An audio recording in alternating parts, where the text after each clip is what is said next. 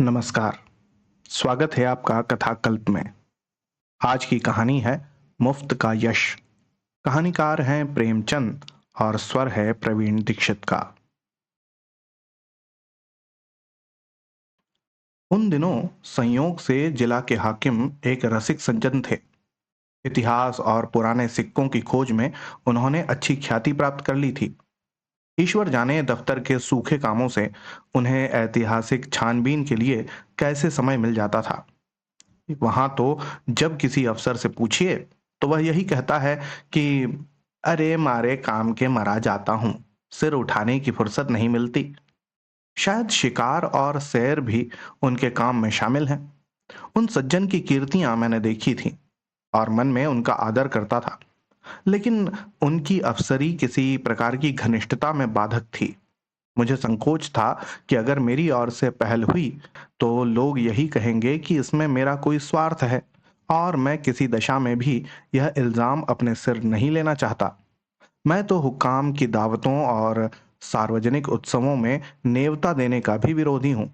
और जब कभी सुनता हूँ कि किसी अफसर को किसी आम जलसे का सभापति बनाया गया, या कोई स्कूल, औषधालय या विधवाश्रम किसी गवर्नर के नाम से खोला गया, तो अपने देश बंधुओं की दास मनोवृत्ति पर घंटों अफसोस करता हूँ।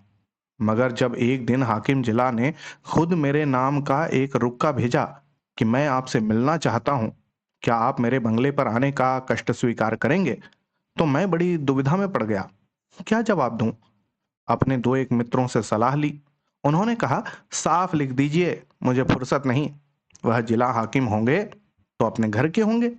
कोई सरकारी व ज़ाब्ते का काम होता तो आपका जाना अनिवार्य था, लेकिन निजी मुलाकात के लिए जाना आपकी शान के खिलाफ है। आखिर वह खुद आपके मकान पर क्यों नहीं आए? इससे क्या उनकी शान में बट्टा लग जाता था? इसीलिए तो खुद नहीं आए कि वह हाकिम जिला हैं। इन अहमक हिंदुस्तानियों को कब यह समझ आएगी कि दफ्तर के बाहर वे भी वैसे ही साधारण मनुष्य हैं जैसे हम या आप। शायद ये लोग अपनी घरवालियों से भी अफसरी जताते होंगे। अपना पद उन्हें कभी नहीं भूलता। एक मित्र ने, जो लतीफों के चलते फिरते तिजोरी हैं, हिंदुस्तानी अफसरों के विषय में कई बड़ी मनोरंजक घटनाएं सुनाई। एक अफसर साहब ससुराल गए। शायद स्त्री को विदा कराना था। जैसा आम रिवाज है, ससुर जी ने पहले ही वादे पर लड़की को विदा कराना उचित न समझा। कहने लगे, बेटा इतने दिनों के बाद आई है, अभी कैसे विदा कर दूं? भला 6 महीने तो रहने दो। उधर धर्म पत्नी जी ने भी नाइन से संदेशा कहला भेजा कि अभी मैं नहीं जाना चाहती।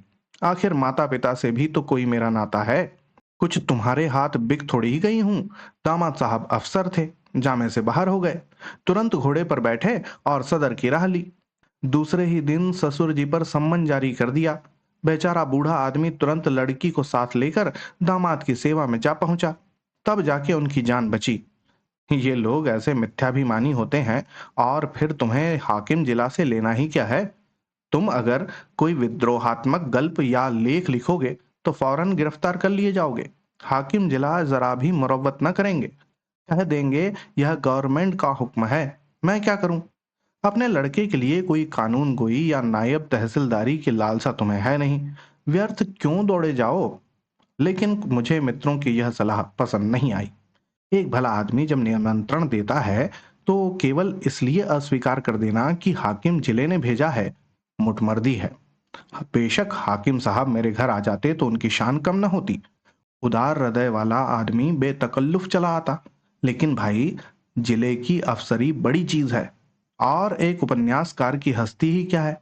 इंग्लैंड या अमेरिका में गल्प लेखकों और उपन्यासकारों की मेज पर निमंत्रित होने में प्रधानमंत्री भी अपना गौरव समझेगा। हाकिम भी ताजपोशी में हमारे लेखक वृंद बिना बुलाए राजाओं की खिदमत में हाजिर होते हैं, कसीदे पेश करते हैं और इनाम के लिए हाथ पसारते हैं। तुम ऐसे कहाँ के बड़े वह हो कि हाकिम जिला तुम्हारे घर चला आए? जब तुम में इतनी अकड़ और तुनक मिजाजी है तो वह तो जिले का बादशाह है।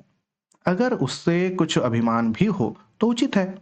इसे उसकी कमजोरी कहो, बेहूदगी कहो, मूर्खता कहो, उज्जडता कहो, फिर भी उचित है।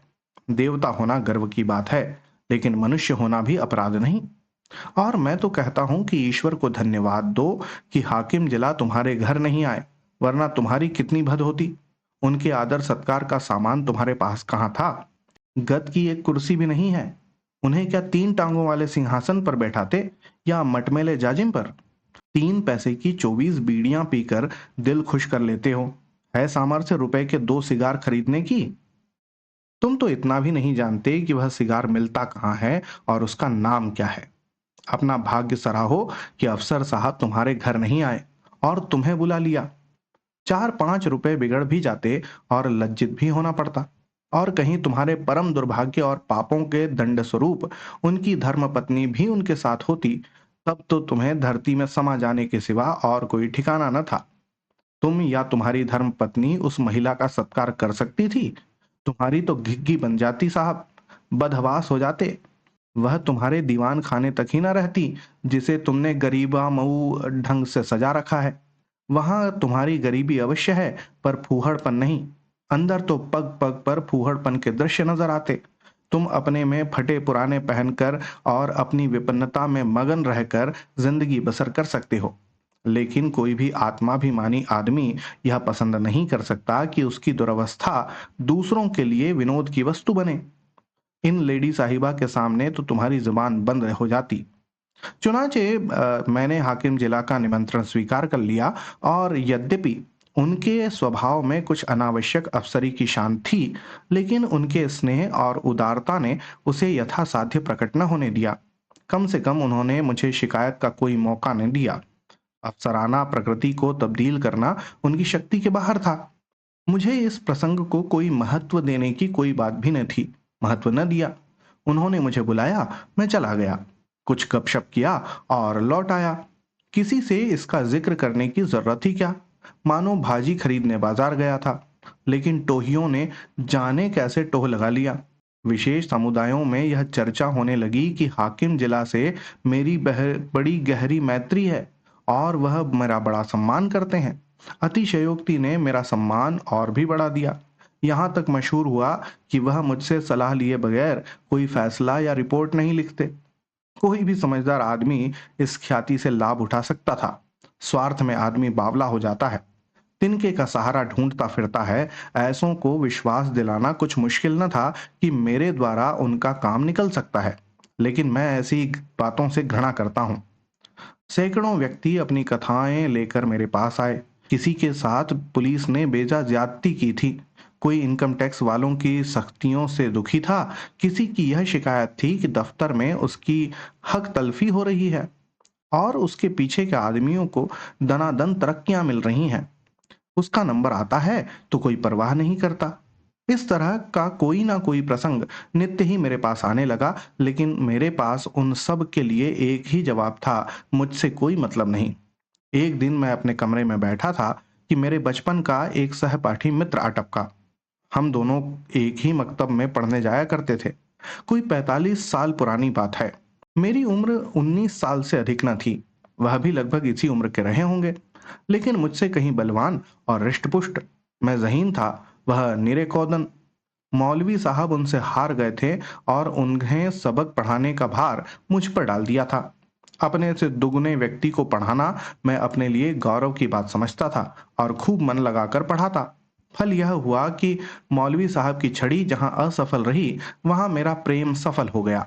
बलदेव चल निकला, खालिक बारी तक जा पहुंचा, मगर इस बीच में मौलवी साहब का स्वर्गवास हो गया और वह शाखा टूट गई। उनके छात्र भी इधर उधर हो गए। तब से बलदेव को केवल मैंने 2-3 बार रास्ते में देखा। यहाँ बता दूं कि मैं अब भी वही सींकिया पहलवान हूं और वह अब भी वही भीमकाय। तो राम राम हुई, क्षेम कुशल पूछा और अपनी अपनी राह चले गए। मैंने उनसे हाथ मिलाते हुए कहा, आओ भाई बलदेव, मजे में तो हो? कैसे याद किया? क्या करते हो आजकल? बलदेव ने व्यथित कंठ से कहा, जिंदगी के दिन पूरे कर रहे हैं भाई, और क्या। तुमसे मिलने की बहुत दिनों से इच्छा थी। याद करो वह मकतब वाली बात, जब तुम मुझे पढ़ाया करते थे।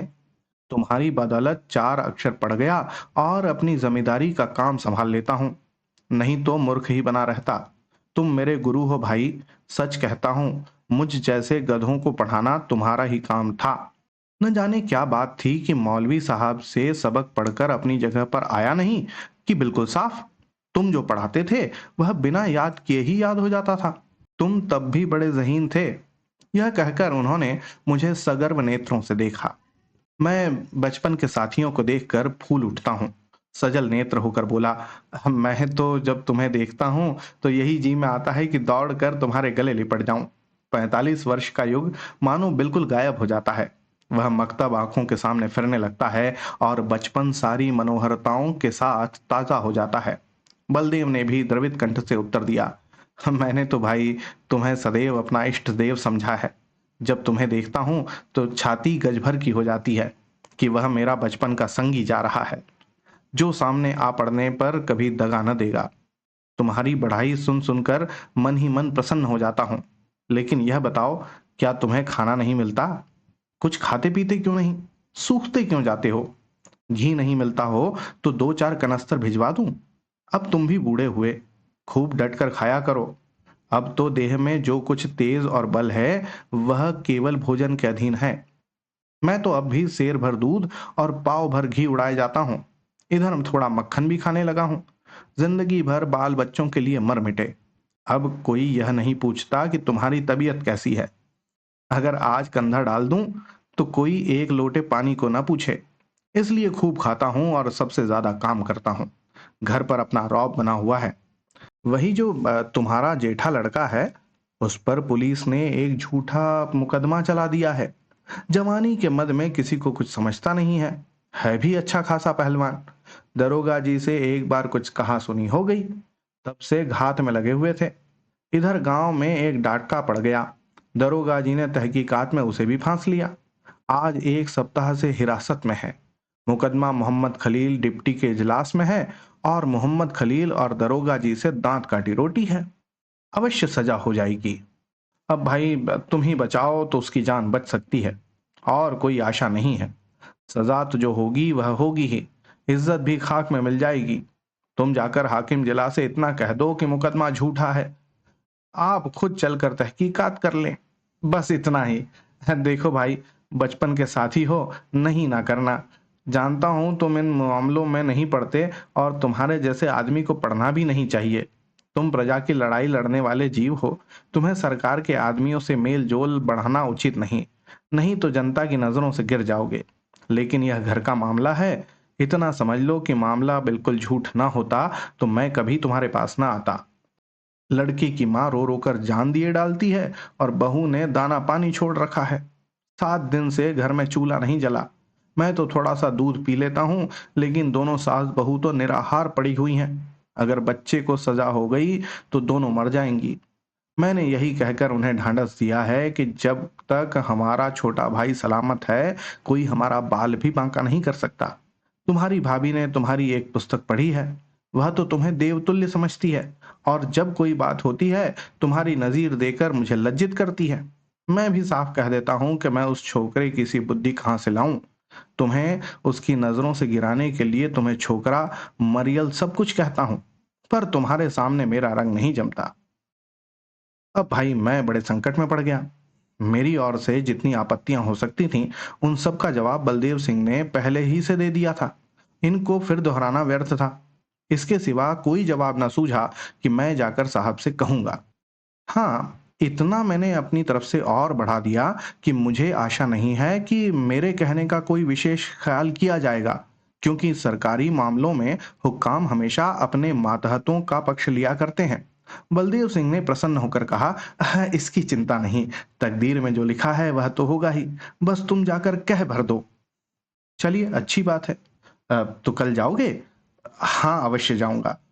यह जरूर कहना कि आप चलकर तहकीकात कर लें। हाँ हाँ, यह जरूर कह दूंगा।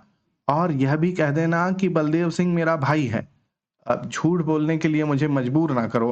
अरे, तुम मेरे भाई नहीं हो। मैंने तो हमेशा तुम्हें अपना भाई समझा है। अच्छा बाबा, यह भी कह दूंगा। बलदेव सिंह को विदा करके मैंने अपना खेल समाप्त किया और आराम से भोजन करके लेटा। मैंने उससे गला छुड़ाने के लिए झूठा वादा कर दिया। मेरा इरादा हाकिम जिला से कुछ भी कहने का नहीं था। मैंने पेशबंदी के तौर पर पहले ही जता दिया था कि हुक्काम आम तौर पर पुलिस के मामलों में दखल नहीं देते, इसलिए सजा हो भी गई।